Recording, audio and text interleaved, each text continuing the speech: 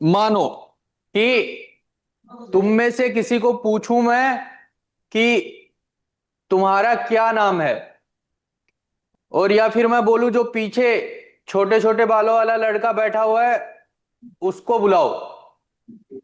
फिर मैं दूसरे लड़के के बारे में बोलूंगा, वो जो मोटा मोटा लड़का बैठा हुआ है उसको बुलाओ। फिर मैं बोलूंगा जो एकदम मतलब बदमाशी कर रहा है उसको बुलाओ। आज तो ये पहचान हो गई है, कल फिर आओगे, कल दूसरा वाला लड़का बाल कटवा के आ जाएगा, छोटे छोटे बाल। तो फिर मैं उसको और उसको कैसे पहचानूंगा? नहीं पहचान पाऊंगा ना। सब मिल मिल जाएगा, सब कुछ गोलमोल हो जाएगा एकदम। तो हर एक चीज को दुनिया में कहीं पे भी पहचानने के लिए, ठीक है, दुनिया तुम्हारी जो है ना, उसमें कोई भी चीज का नाम ऐसे नहीं है कि यहां पे इसका नाम रमेश है तो कहीं दूसरी जगह जाओगे तो ये सुरेश हो जाएगा।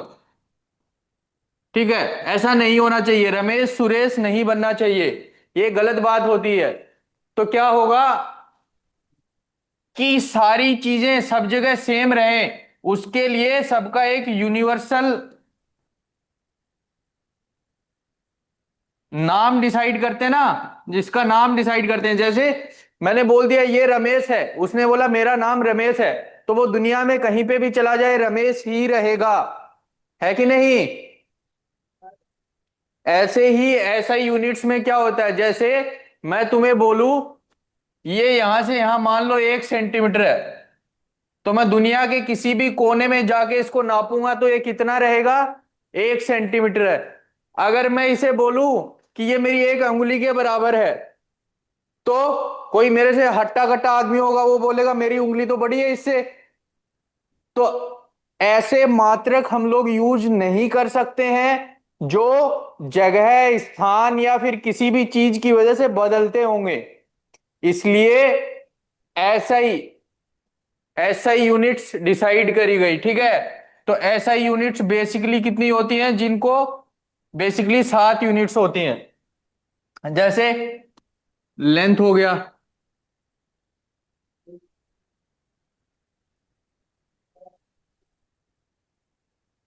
मीटर, मीटर जिसको तुम बोलते हो ना, सेंटीमीटर। फिर इसको मीटर बहुत लंबी क्वांटिटी, मतलब बहुत लंबी लेंथ हो गई ना, तो यूजुअल केस में हम इसकी एसआई तो मीटर ही है, लेकिन उससे पहले हम लगा देते हैं सेंटीमीटर, रहेगा मीटर ही लेकिन सेंटीमीटर हो जाएगा इसका 1,000वां भाग, ऐसे। नो सॉरी, 100वां भाग, 1 मीटर 100 सेंटीमीटर, 1/100वां भाग, ऐसे मिलीमीटर हो जाएगा। ऐसे करके इनकी छोटी इकाइयां बनती जाती हैं, लेकिन बेसिक रहता क्या है? Metre metre metre. तो चीजें ऐसे डिसाइड हो गई ऐसे, ठीक है। बेसिक 7 मात्रक हैं इसके, देख लेना। अब अगला अगला अगला टॉपिक क्या है इसके अंदर? अगला टॉपिक तुम्हारा है कि डेंसिटी क्या है इसी मात्रक के अंदर? डेंसिटी, मास, एक्यूरेसी, प्रिसीजन। देखो ऐसा यूनिट 7 है, लेकिन उसमें से भी बेसिक बेसिक चीजें क्या है? लेंथ हो गई, दूसरा क्या हो गया? मास, मास मतलब भार, वेट, ये। तो दो चीजें हो गई, मास एंड वेट।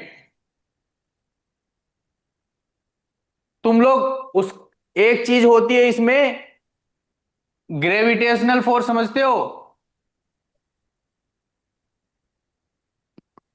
ग्रेविटेशन से लगता है एक, how much matter is present.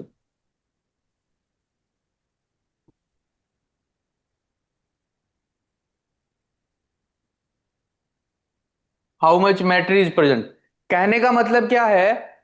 ऐसा ही में 7 मात्रक हैं, 7 चीजें हैं, तो उन 7 चीजों के बारे में मैं तुम्हें बता देता हूं वो क्या होती हैं। लेंथ तो तुम लोग समझते हो, लंबाई क्या होती है समझते हो कि नहीं? ठीक है, चलो फिर। टाइम पता है? टाइम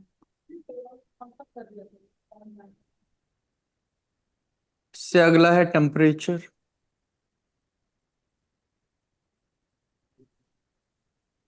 लाइट इंटेंसिटी,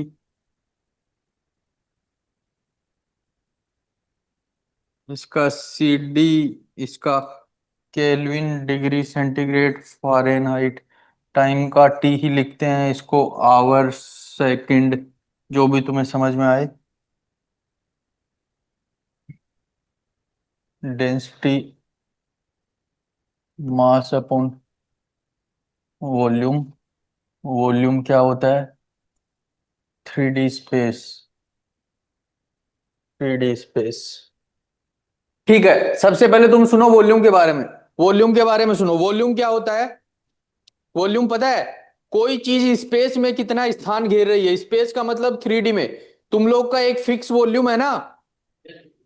जैसे मान लो तुम्हें पता करना है कोई चीज 3D में कितना स्थान घेर रही है, तो मान लो एक पानी का डब्बा लेना, उसके अंदर अगर किसी चीज का वॉल्यूम निकालना हो तुम्हें, तो उसके इक्वल उस पत्थर को डालो और जितना पानी बाहर गिरेगा उसका वॉल्यूम इतना है।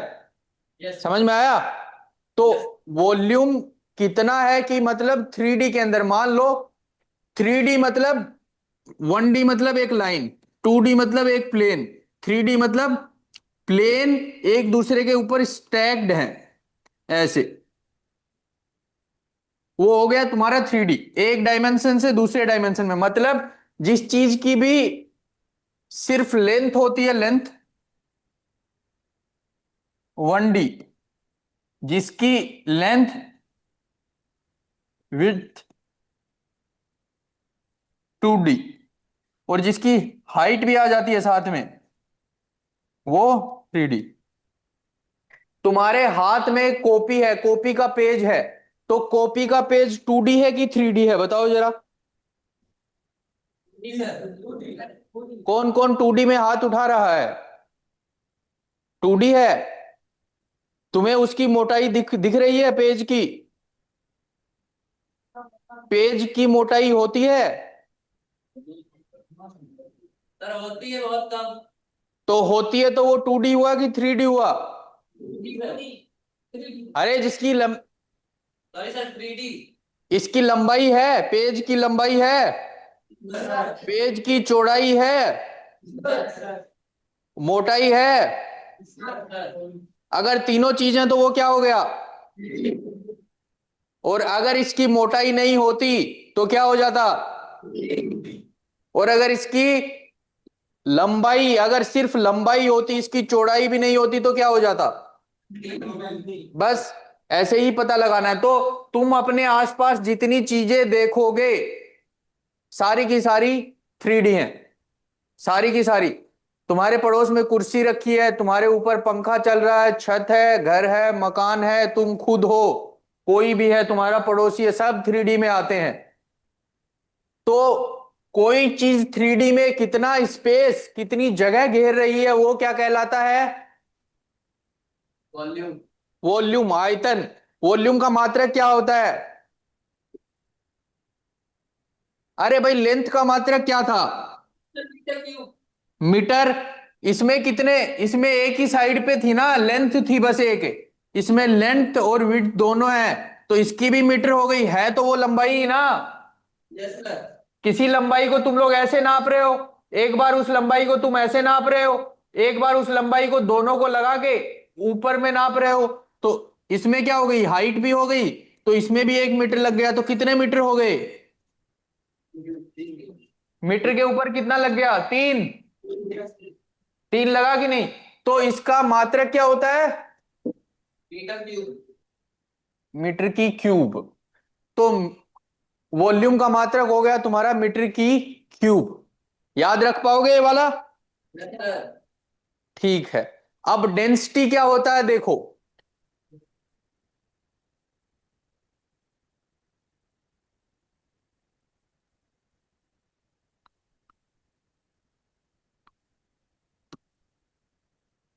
घनत्व, मास अपॉन वॉल्यूम। वॉल्यूम का क्या सीख क्या है अभी? मात्रक मीटर क्यूब, मास का किलोग्राम, किलोग्राम पर मीटर की क्यूब, ये इसका ऐसा ही मात्रक हो गया। अब इसका मतलब समझो, घनत्व क्या होता है। किलोग्राम को तुम ग्राम भी लिख सकते हो ना, मीटर को तुम सेंटीमीटर भी लिख सकते हो, ये इसका छोटा मात्रक हो गया। समझ में आया। अब घनत्व होता क्या है ये समझो, घनत्व होता क्या है, कोई चीज, मतलब उसके मान लो वॉल्यूम को तुम 1 कर दो, तो 1 मीटर क्यूब में उसका कितना मास होगा, वो घनत्व है। मान लो ये डब्बा 1 मीटर क्यूब का है, इसकी हाइट, मतलब वो जो तुम बॉक्स लाते हो ना, घर पे बॉक्स लाते हो, किसी ने रूबिक्स क्यूब खेला है, यस सर। किसी ने देखा है, तो मान लो वो एक डब्बा होता है ना, 3D में डब्बा होता है वो, उसकी हाइट, उसकी लंबाई चौड़ाई सब कुछ होता है ना, तो वो मान लो तुम उसका वॉल्यूम तुम मान लो 1 मीटर क्यूब है, कि हर एक तरफ से वो 1 1 मीटर का है, मान लो एक बार, तो वो हर एक तरफ से 1 1 मीटर का होने के बाद उसमें कितना मास, मतलब तुम्हारा उसमें मास कितना है, वो तुम्हारा कहलाता है घनत्व। समझ में आया। कितना सारा मैटर उसके अंदर प्रेजेंट है 1 मीटर क्यूब आयतन में, वो तुम्हारा होएगा घनत्व। ये समझ में आया।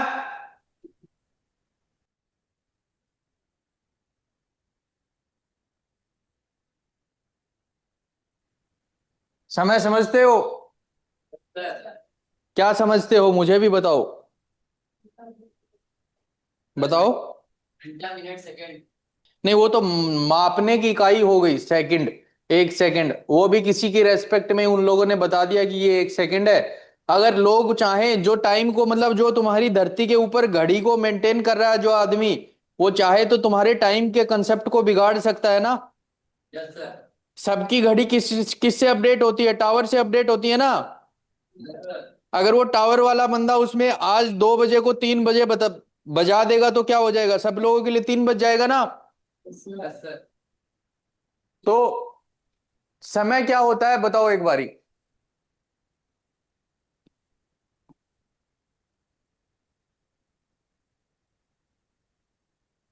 कोई इसकी डेफिनेशन नहीं बताता है, ना कोई किताब बताती है, ना कोई और, ना कुछ, क्योंकि समय किसी को समझ ही नहीं आता। समय क्या है, पल जो बीत रहे हैं वही समय। अब तुम समय को कैसे डिफाइन करोगे बताओ, नहीं कर सकते ना। Yes sir. कैसे डिफाइन करोगे, समय क्या है, समय कोई चीज थोड़ी है जो उसको तुम डिफाइन कर दोगे। जैसे हमने लेंथ को बता दिया, वो कौन कितना लंबा है, अब समय को तुम नाप थोड़ी सकते हो।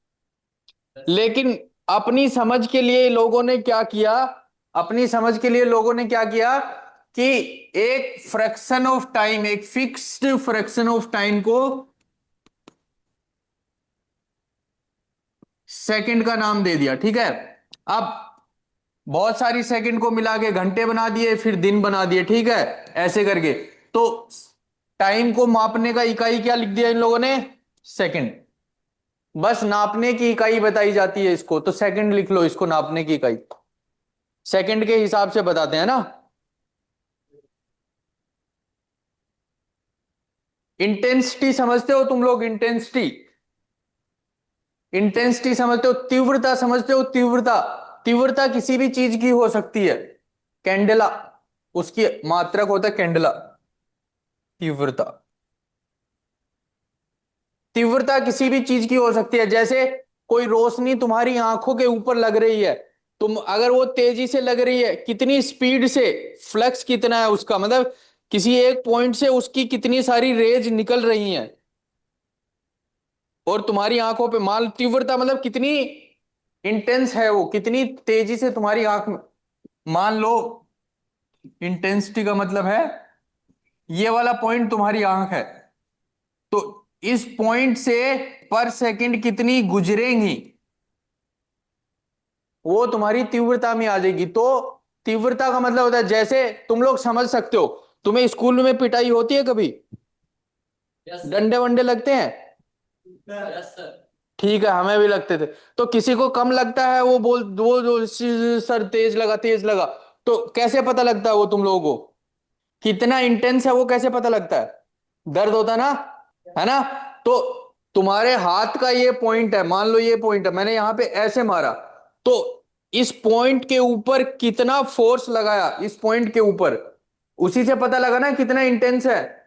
ऐसे ही अगर लाइट के रेस्पेक्ट में देखोगे तो तुम्हारी आंख ये है ना, इसमें से कितनी लाइट एक पॉइंट पे गुजर रही है, कितना अमाउंट है उस लाइट का। जैसे कम गुजरेगी तो तुम्हें आंख बंद करने की जरूरत नहीं पड़ेगी, और एकदम तुम अंधेरे से बाहर आओगे तो एकदम से तुम्हें लगेगा इतनी सारी लाइट एक साथ आंख में आ गई। तो वो इंटेंसिटी होती है, कितनी, कितना सारा अमाउंट एक पॉइंट पे गुजर रहा है आंख में से, लाइट के रेस्पेक्ट में, मतलब ये हो गया। और ये तुम्हारा इसके रेस्पेक्ट में हो गया, कैसे मार खा रहे हो तुम लोग ऐसे, मतलब मार खाने का मतलब है फोर्स कितना लग रहा है एक पॉइंट के ऊपर, समझ में आ रहा है। तो तीव्रता का मात्रक कैंडेला लिख लेना तुम लोग। ऐसे करके बहुत सारी यूनिट है, बहुत सारी है, मतलब एसआई में सिर्फ 7 हैं, लेकिन बिना एसआई के देखोगे तो बहुत सारी चीजें हैं मापने के लिए। जैसे अमाउंट, केमिस्ट्री में अमाउंट को मापने के लिए क्या होता है,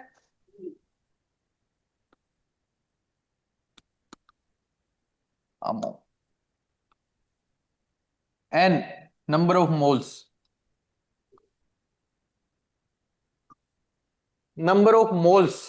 अब मोल्स वगैरह के बारे में हम पढ़ेंगे थोड़ी देर में, ठीक है। मोल्स क्या होते हैं ये सब, आप देखो ये तो जर्नल था केमिस्ट्री की बातें, अब हम थोड़ा सा केमिस्ट्री की तरफ बढ़ेंगे, ठीक है। डीप में ये सब क्या था, जर्नल चीजें काम में आती हैं, लेंथ क्या होता है ये सब क्या, एक दो जर्नल चीजें और बताइए वो भी बता देता हूं, फिर हम केमिस्ट्री वाले हिस्से में घुस जाएंगे। जो एक दो जर्नल चीजें, सिग्निफिकेंट फिगर, सिग्निफिकेंट फिगर, उससे पहले तुम लोग ये सुनो, तुम्हें मैथ्स के 2-3 रूल आते हैं, जैसे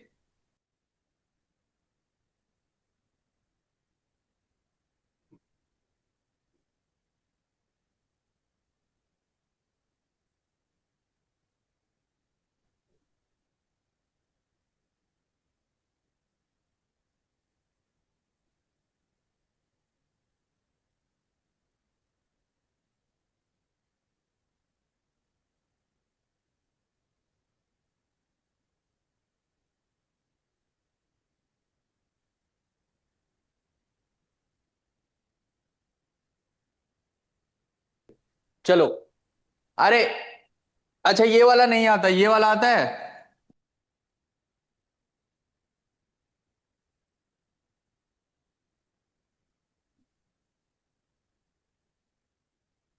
ये वाला कर लोगे, यस सर। बताओ क्या आंसर आएगा। सर 5 इंटू 10 की पावर 9। ये आएगा, यस सर। है। Yes sir.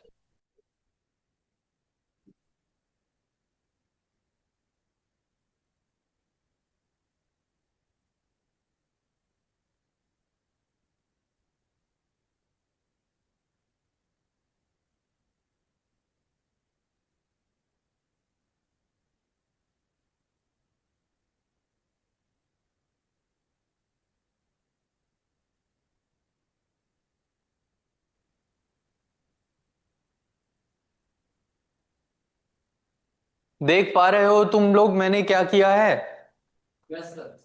क्या किया है, बताओ। सर 10 की घात 4 को कॉमन लिया। हाँ, तो जब जोड़ या घटा में कुछ भी होता है ये सब, ये देखो समान घातें जहां जहां दिखाई देंगी इनमें से किसी में से भी उसको कॉमन ले लेना, बाकी की बची हुई चीजों को जोड़ देना, घटा देना, गुणा कर देना और भाग दे देना, तो जो छोटी चीजें बन जाए, देखो ये जो बड़ी बड़ी चीजें लिख देगा ना साथ में, ये सिर्फ डराने के लिए होती हैं, ये वाला हिस्सा, इससे डरना नहीं है। कॉमन जो होगा उसको बाहर निकालो, बाकी का फंक्शन जो दिया हुआ उसको अप्लाई करो और बाकी रख दो, ऐसा का ऐसा, ठीक है। तो केमिस्ट्री में मैं बताता हूं तुम्हें ये क्यों जरूरी है, सुन लो। जैसे केमिस्ट्री में तुम्हें, क्योंकि देखो जब हम लोग लैब में काम करते हैं ना, लैब में काम करते हैं, तो ऐसा नहीं है कि हमने एक रिएक्शन चालू करी, वो 1 किलो से हमने रिएक्शन चालू कर दी, 1 किलो से नहीं कर सकते। एक एक किलो का केमिकल अगर मंगाएंगे तो उनका पैसा लगता है 2-2 लाख, 5-5 लाख, 10-10 लाख, ऐसे इतना महंगा केमिकल आता है। तो इतने महंगे केमिकल से इतनी बड़ी स्केल पे हम लोग कभी भी रिएक्शनें नहीं कर सकते हैं, ठीक है। तो जैसे हमने बोला कि हमने 100 मिलीग्राम से एक रिएक्शन चालू करी, तो देखो कितना छोटा हो गया, 100 10⁻³ इंटू ग्राम, ग्राम का -3 हिस्सा। तो ये 10⁻100 है तो 10⁻2 हो गया, 10⁻3 हो गया ग्राम। अब देखो गुणा में है तो 10⁻2 - 3, 10⁻1 ग्राम आया ना। तो ऐसे तुम लोग आपस में इन चीजों को बदल सकते हो, सोल्व कर सकते हो। जैसे मैं तुम्हें एक और चीज बताता हूं, इसका क्या आंसर आएगा बताओ। शाबाश। देखो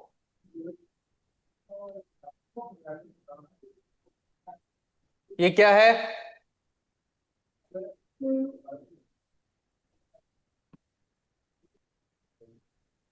ये दशमलव है,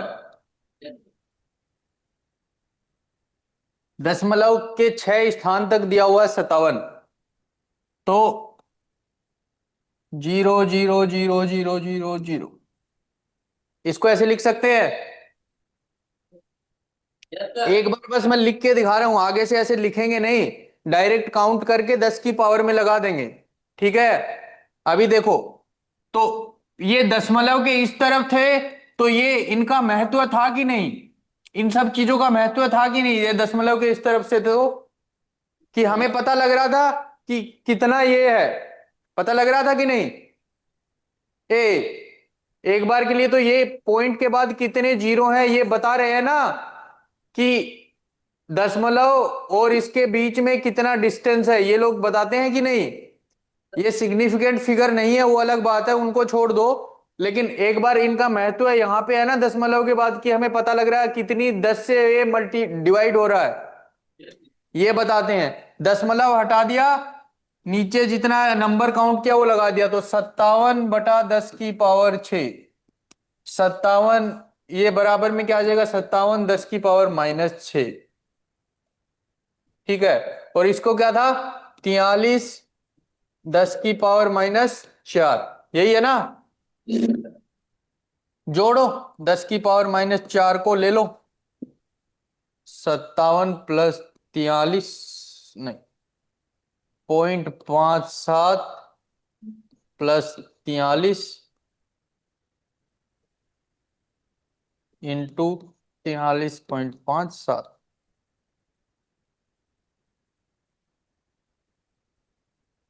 ऐसा ही होगा ना, बोलो भाई। सर समझ में नहीं आया। क्या समझ नहीं आया, अच्छा अच्छा अच्छा। देखो 57 और 43 है ना,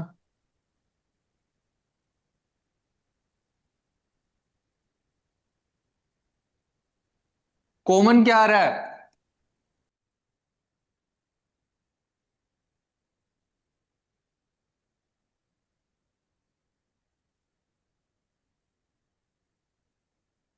57 भी लगाया।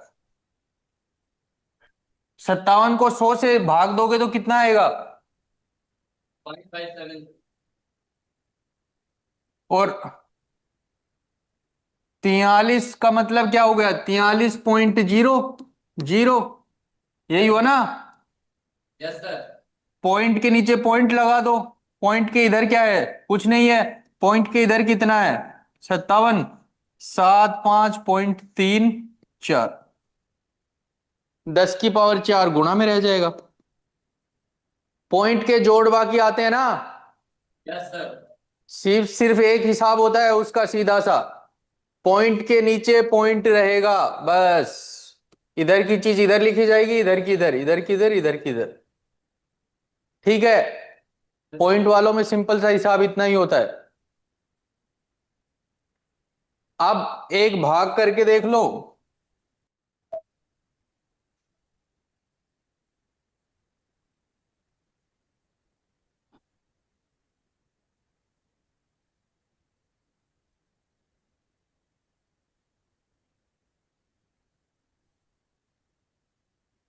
बताओ क्या आंसर आएगा। ये बहुत जरूरी है, ये वाली चीजें सीखना है ना, नहीं तो दिक्कत हो जाएगा। बताओ बताओ, सोल्व करो। हाथ उठाओ, किस किस का सोल्व हो गया। 0.20। 0.20, एक ने बोला है 0.20। और कोई आंसर्स आ रहे हैं? देखो, पॉइंट के आगे 1 2 3 4 5 6 7 8 9।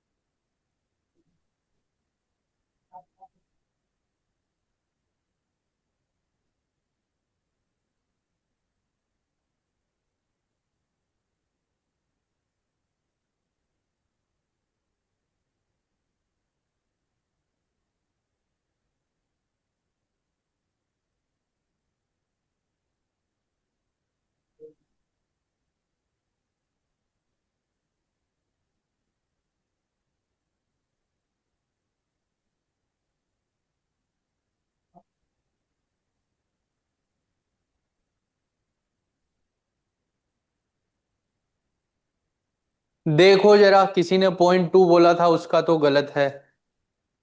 आगे से दशमलव का ध्यान रखना है ना। अरे ये तो गिनना तो आता ना, 1 2 3 4 5 6 7। अब देखो, घात अगर नीचे से ऊपर जाती है, अगर 10 की पावर x/10 की पावर y, अगर ये सेम रहेगा ये, तो 10 की पावर x - y लिख सकते हो। ये तो पढ़ाया गया होगा तुम्हें। ये चार घात वाले नियम तुम्हें याद होने चाहिए, क्योंकि जब फिजिकल केमिस्ट्री में थोड़ा सा आगे बढ़ के सोल्व करोगे ना चीजें, फिजिकल केमिस्ट्री बुरा लगने का एक ही कारण होता है, तुमसे कैलकुलेशंस नहीं हो रही हैं। मुझे भी बुरी लगती थी, क्योंकि मेरे से भी नहीं होती थी उस टाइम पे, लेकिन फिर सब कुछ पढ़ना पड़ता ना साथ साथ में, तो धीरे धीरे आने लग गई थी। तो तुम लोग चीजें सोल्व करोगे तो हो जाएगा, करते रहना, लेकिन डरना नहीं है। ये हो गया, आगे चले। देखो, एक और सोल्व करके बताओ।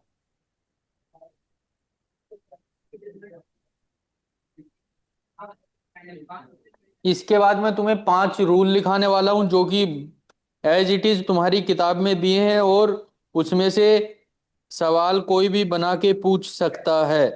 सर 24 को 50 पूरे 10 की पावर -8। और 0.05। देखो, तुम्हारी किताब में 5 चीजें दी हुई है, मैं लिखवा देता हूं तुम्हें एक बार के लिए, याद भी होनी चाहिए। All non zero figures are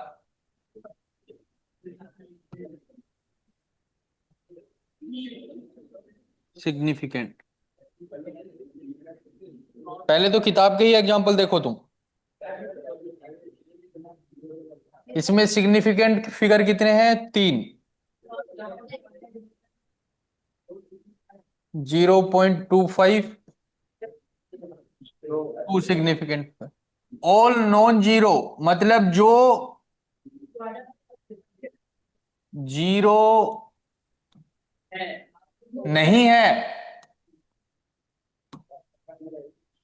वो हमेशा सिग्निफिकेंट होते हैं, वो चाहे कहीं पे भी हो। पहली चीज तो ये याद रखना। रख पाओगे? Yes sir. गर्दन हिलाओ। याद रहना चाहिए, सवाल यही आता है कि, पता है सवाल क्या पूछेगा? मैं बताता हूं क्या पूछता है।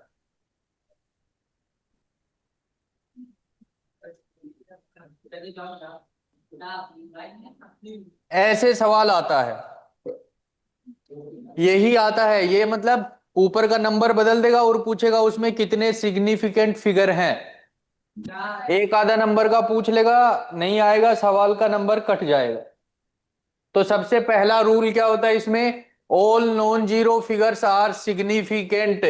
तो जब भी सिग्निफिकेंट नंबर ढूंढना हो तो जीरो के अलावा पहले तो देख लो कितने हैं। तीन तीन आ रहे हैं इसमें। तो मिनिमम आंसर तो तीन आएगा। तो और जो एक्चुअल आंसर होगा वो तीन या तीन से ज्यादा हो सकता है। समझ में आया पहला रूल क्या करता है? पहला रूल अप्लाई करोगे तो तुम्हें सारे नॉन जीरो काउंट करने हैं, मतलब 2 5 7 जीरो नहीं है ना। 2 2 है, 5 5 है, 7 7 है, जीरो थोड़ी है वो। तो उसमें तीन नॉन जीरो है और वो तीनों नॉन जीरो हैं, तो तीन तो मिनिमम सिग्निफिकेंट फिगर मिल चुके हैं तुम्हें। अब डिसाइड तुम्हें क्या करना है, बचे हुए तीन जीरो में से कितने सिग्निफिकेंट हैं। समझ में आया मैं क्या बोल रहा हूं? पक्का? Yes sir. और उसको लिखना है all non zero figures are significant. Hindi में लिखना है सारे अंक जो जीरो नहीं है वो सिग्निफिकेंट होते हैं। पहला रूल ये है। हिंदी में और इंग्लिश में दोनों में लिख लो। चलो आगे चलो। ये नंबर याद रखना 0.0। इसके बारे में बात कर रहे हैं हम। तो इसमें जीरो, इसमें मिनिमम तो कितने हो गए? तीन। पहला आंसर पहले पहले बार देखने के बाद क्या पता लगा, इसमें तीन आंसर है। लेकिन अभी बाकी के रूल्स बचे हुए हैं। रूल नंबर 2 क्या बोल रहा है? जीरोस प्रीसीडिंग, हिंदी में लिख लो पहले तो एक बार। नॉन जीरो ये जो होते हैं ना, नॉन जीरो, ये जो नॉन जीरो होते हैं, तो नॉन जीरो से पहले के जितने भी हैं, नॉन जीरो से पहले के सारे जीरो नॉन सिग्निफिकेंट हैं। नॉन सिग्निफिकेंट है वो, बस वह बस दशमलव को बताते हैं।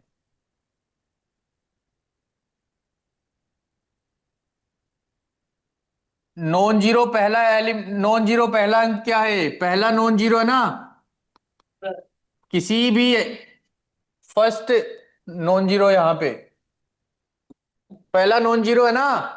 Yes sir.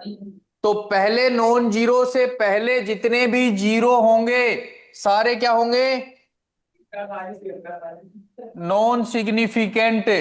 तो मतलब शुरू के दो जो अक्षर हैं 0.0, उनका कोई सिग्निफिकेंस नहीं है जब तुम सिग्निफिकेंट नंबर बताओगे तब। समझ में आया? और उससे अगला रूल क्या है? दो सिग्निफिकेंट इसके बाद दो सिग्निफिकेंट जो तुम्हारे अंक हैं के बीच में जो जीरो होगा वो सिग्निफिकेंट होगा, वह सिग्निफिकेंट होगा। मतलब बताता हूं, 0.00205, ये तीनों के तीनों जीरो क्या है? Non significant. ये पहला फर्स्ट सिग्निफिकेंट। ये अब पहले नॉन जीरो के बाद में आ रहा है और इसके बाद में भी सिग्निफिकेंट है, तो ये भी क्या हो जाएगा? सिग्निफिकेंट। समझ में आया? Yes sir. ये लिखो, ये जरूरी है तीनों चीजें। दशमलव के राइट साइड में जितने जीरो होंगे उतने वो सिग्निफिकेंट में काउंट होंगे। तो इसमें एक तो नॉन जीरो अंक कौन सा है? एक। और उसके आगे कितने लगे हुए हैं? 2 जीरो। तो इसमें सिग्निफिकेंट फिगर कितने हैं? 1 + 2 3। दो सिग्निफिकेंट फिगर कौन से हैं? 0 वाले, और एक सिग्निफिकेंट फिगर 1 वाला। इसके अंदर दशमलव नहीं है, और दशमलव के राइट साइड वाले होते हैं, तो इसमें दशमलव नहीं है, तो सिर्फ एक सिग्निफिकेंट फिगर है बस। समझ में आया? लिख लो। दशमलव के राइट साइड वाला क्या होता है? सिग्निफिकेंट। और ये नॉन जीरो एलिमेंट है, तो नॉन जीरो के आगे आने वाले भी क्या हो जाते हैं? सिग्निफिकेंट। टोटल कितने सिग्निफिकेंट हो गए इसमें? अब पढ़ाता हूं तुम्हें प्रिसीजन एंड एक्यूरेसी। देखो, मैं तुम्हें एक चीज बताता हूं। तुमने वो सुना है, तुमने मान लो भाई ये पॉइंट है, ये वाला, और इसके ऊपर तुम्हें क्या करना है? एरो मारना है। क्या करना है? एरो मारना है। एरो समझते हो ना, धनुष वाला।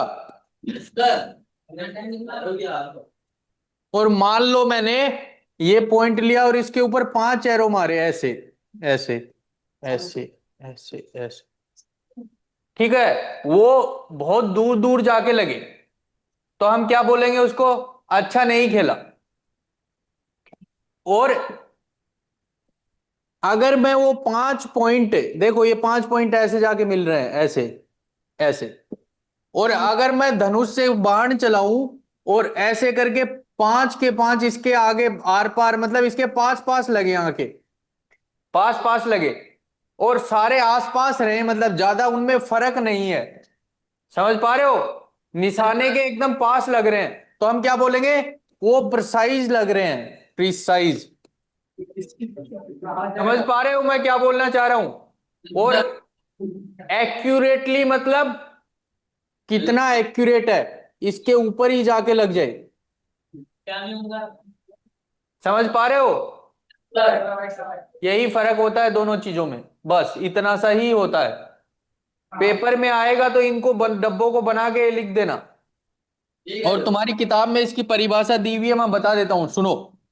Precision refers to the closeness of various measurements of the same quantity.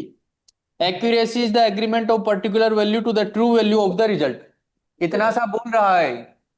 मतलब कहने का मतलब क्या है कि तुमने कितनी प्रिसाइजली मारा कि सब उसके आसपास आसपास जा रहा है, वो हो गया प्रिसीजन।